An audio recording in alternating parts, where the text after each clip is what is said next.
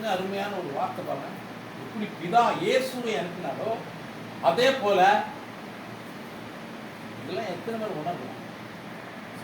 இந்த ஒவ்வொரு நாளும் காலை எழுந்து நம்ம ஜெபம் பண்ணும்போது இயேசுவை அனுப்பினது போல என்னை அனுப்பினவரே உண்மை துதிக்கிறேன் அப்படின்னா, அப்படி நீங்க ஜெபிக்கும் போது உங்க ஜெபத்திற்கு அவ்வளவு மகிமையாயிருக்கும். இதா என்னை அனுப்பினது போல நான் உங்களை அனுப்புகிறேன். சொன்னார். இன்னொன்று கொடுத்தாரு, உலகத்தின் முடிவு வரைந்தமும் சகல நாட்களிலும் உங்களோடு கூட இருக்கிறேன் என்று சொன்னார். அப்போ பிதாவினால் அனுப்பப்பட்டவர்களுக்கு அவர் கொடுக்கிற உத்தரவாதம் மிக அருமையான ஒன்று. அப்போ நம்ம என்ன ஒரு மகிமையான இருதயம் தெளிவான காரியத்தில் இருக்கணும்னா, நான் பிதாவினால் அனுப்பப்பட்ட எத்தனை சாட்சி இருக்கு? சரியா?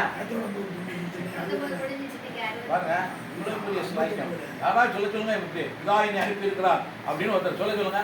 அந்த தைரியம் இருந்தா அவர் வரும்போது போகிற நிச்சயம் அவங்க நிச்சயம் இருக்கும். பிதாவினால் அனுப்பப்பட்டவன் நான் அவர் வரும்போது நான் போக மாட்டேனா அப்படிங்கிற சந்தேகமா நினைச்சது வரவே செய்யாது. நம்மால் தெரிந்து கொள்ளப்பட்டவர்கள அவர் பூமியின் ஒரு மனையிலிருந்து மறுமனை உள்ளவர்கள் அவர் கூட்டி சேர்ப்பார் என்று எழுதியிருக்கிறது. எனவே நாம் தேவனால் அனுப்பப்பட்டவர்கள்.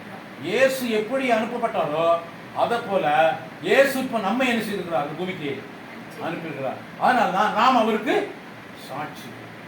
அவருக்கு சாட்சி என்பதற்கு மிகப்பெரிய ஒரு காரியம் என்னன்னா, நமக்கு என்ன இருக்கும்? சமாதானம். எந்த சூழ்நிலையிலையும் நம்முடைய சமாதானத்தை என்ன செய்யக்கூடாது? இழந்து குடும்பத்தில் சமாதானத்தை இணைக்கக்கூடாது.